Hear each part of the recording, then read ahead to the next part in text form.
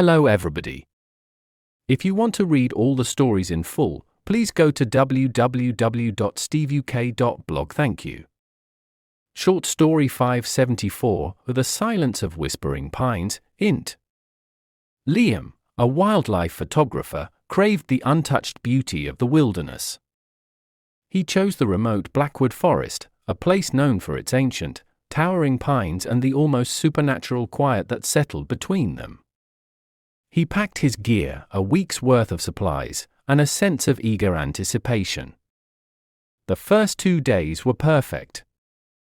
Liam captured stunning shots of deer, rare birds, and the sun dappling through the dense canopy.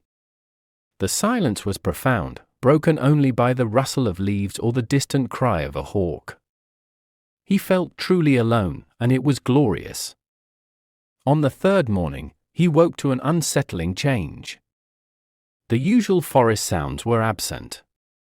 No birdsong, no buzzing insects, no gentle breeze through the pines. The silence was absolute, heavy, and unnatural. It felt like the forest was holding its breath. Liam tried to shake off the unease. He hiked deeper, searching for a stream he'd marked on his map. As he walked, he noticed something strange: the trees. Many of the ancient pines had peculiar, dark growths on their trunks, like hardened sap, but larger and more irregular. They seemed to pulse faintly, almost imperceptibly. He reached the stream, but it too was silent. The water flowed, but there was no ripple, no gurgle. It was as if sound itself had been absorbed. Kneeling to refill his water bottle, he saw something in the clear water, small, dark, segmented creatures, like leeches, but with tiny, almost transparent wings, clinging to the submerged rocks. They were completely still. A chill ran down Liam's spine. He stood up slowly, his eyes scanning the surrounding woods. The silence pressed in on him, a physical weight. He felt watched, not by an animal, but by something ancient and patient. He decided to head back to his camp, a growing sense of dread urging him to move faster. The dark growths on the trees seemed more numerous now, and he imagined he could hear a faint, high-pitched hum emanating from them, just at the edge of his hearing. It was like a subtle vibration, a frequency that made his teeth ache. As dusk approached, the hum intensified. It wasn't loud, but it filled the air, a constant, irritating drone. Liam reached his tent, his heart pounding. He zipped himself inside, trying to block out the sound, but it seeped through the fabric, vibrating through his sleeping bag, into his bones. He tried to light his small camping lantern, but the match wouldn't catch. The air inside the tent felt thick, somehow different. He fumbled for his phone, but there was no signal, just a faint, static hiss that mirrored the hum outside. Then, he heard it, distinct from the hum, a soft, scraping sound against the outside of his tent. It was slow, deliberate, like something dragging itself across the ground. Liam froze, holding his breath. The hum grew louder, a chorus of unseen things. A shadow fell across the tent wall, impossibly large, blocking the faint moonlight. He could see the outline of something massive, multi-limbed, moving slowly around his tent. The scraping continued, closer now, right beside his head. Panic seized him. He fumbled for his hunting knife, his hands slick with sweat. He knew he couldn't stay. With a desperate surge of adrenaline, he unzipped the tent flap and burst out. What he saw made his blood run cold. The forest floor was alive with the segmented, winged creatures he'd seen in the stream. Thousands of them, millions, crawling over the roots, up the tree trunks, their tiny wings vibrating, creating the hum. They were drawn to the dark growths on the trees, feeding on them, or perhaps, being born from them. And the large shadow? It was a massive, grotesque version of the smaller creatures, its many legs slowly pulling it over the forest floor. Its head was a cluster of tiny, unblinking eyes. Liam didn't scream. He simply ran. He ran blindly through the silent, humming forest, the scraping sound of the giant creature behind him, the myriad small creatures crunching under his boots. He ran until his lungs burned, until his legs gave out, until he burst out of the tree line and tumbled onto the rough asphalt of a forgotten logging road. He didn't stop until he reached his car, parked miles away. He threw himself inside, locked the doors, and drove, not looking back. He never returned to Blackwood Forest. The silence, the hum, and the sight of those creatures were forever etched into his mind, a chilling reminder of what truly lurked in the deep, quiet places of the world. Vocabulary. Notes. Craved. Definition: to have a very strong desire for something. Example: Liam, a wildlife photographer, craved the untouched beauty of the wilderness. Similar words: longed for, yearned for, desired, wished for. Untouched. Definition: not changed or damaged in any way, pristine. Example: he chose the remote Blackwood Forest, a place known for its ancient, towering pines and the almost supernatural quiet that settled between them. Used in context with untouched beauty of the wilderness. Similar words: pristine, unspoiled, natural, virgin. Towering. Definition: extremely tall or high. Example: he chose the remote Blackwood Forest, a place known for its ancient, towering pines. Similar words: colossal, immense, gigantic, lofty. Profound. Definition: very great or intense, deep. Example: the silence was profound, broken only by the rustle of leaves or the distant cry of a hawk. Similar words: deep, intense, immense, extreme. Unsettling. Definition: causing feelings of unease or disturbance, disturbing. Example: on the third morning, he woke to an unsettling change. Similar words: disturbing, disquieting, troubling, unnerving. Absent. Definition: not present in a place, at an occasion, or in a thing.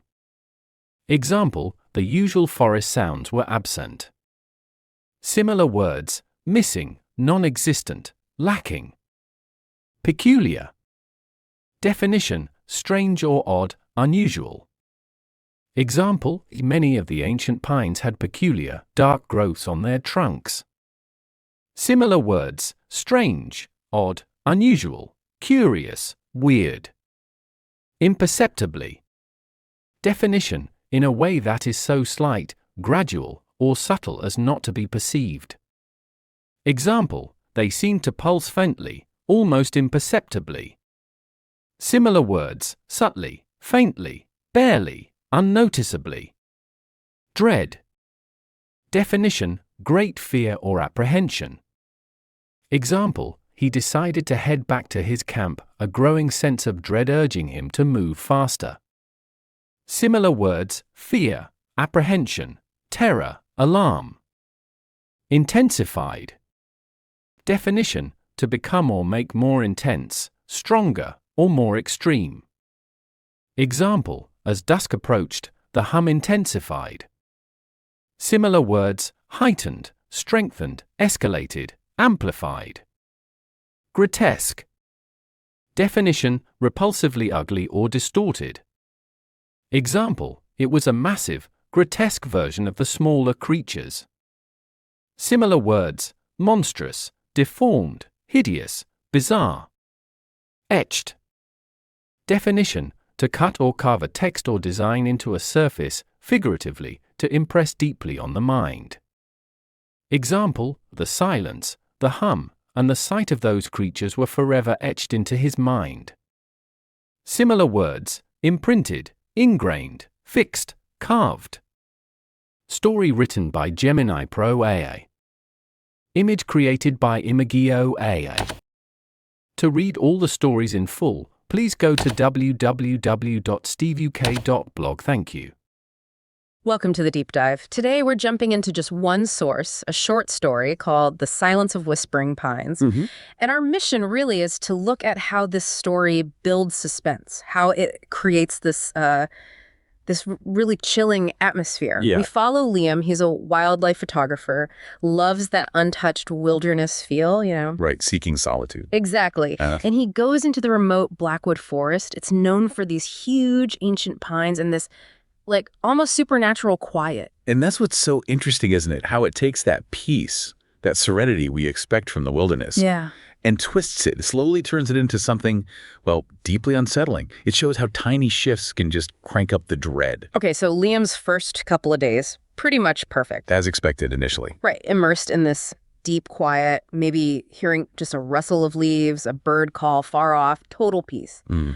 But then the third morning, everything changes. He wakes up and it's absolute silence, heavy, unnatural. Not quite, but silent. Totally silent. All the normal forest sounds, birds, insects, wind, just gone, vanished. It's like the whole forest just stopped breathing.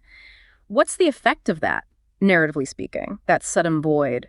Well, it's a really clever psychological trick, isn't it? Yeah. That sudden absence of sound. Yeah. The story sets up this expectation of natural quiet. Right. And then rips even that away. It kind of forces your brain to try and figure out why. Yeah. And what you imagine is often worse than any actual noise. Yeah, like something's fundamentally wrong. Exactly.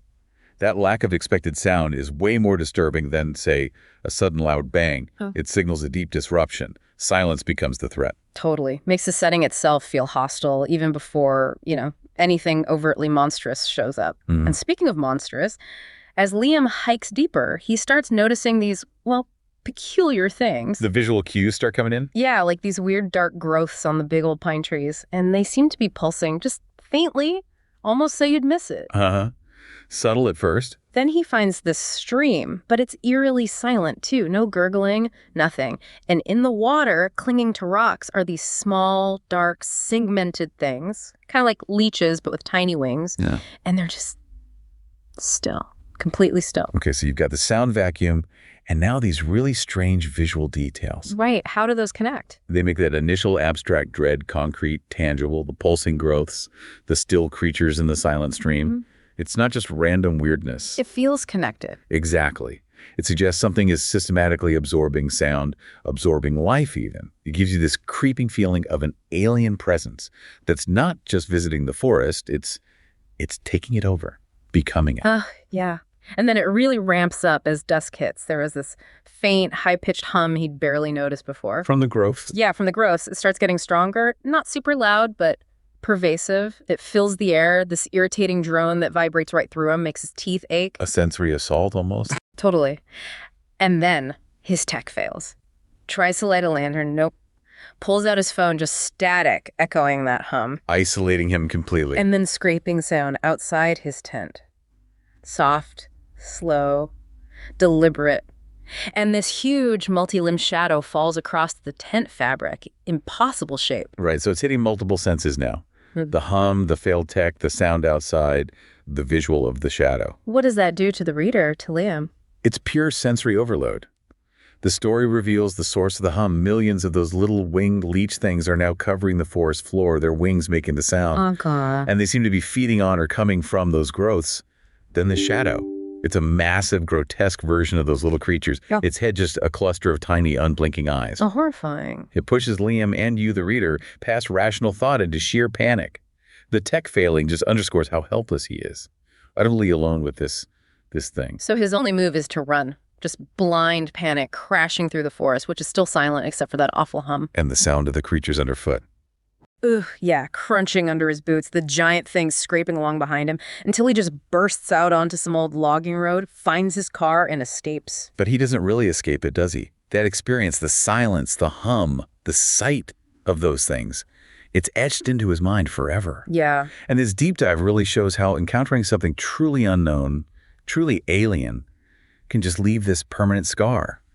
It changes how you see the world, especially those wild places. The Silence of Whispering Pines, it's just a masterclass in using that slow loss of normalcy, sensory normalcy, to build an incredible terror, a really chilling story about what might be hidden. It really makes you think, doesn't it? Yeah. About what we consider natural or peaceful? What if the deepest quiet isn't tranquility? Yeah. What if it's a sign of something else, something ancient maybe, and consuming, lurking just out of sight?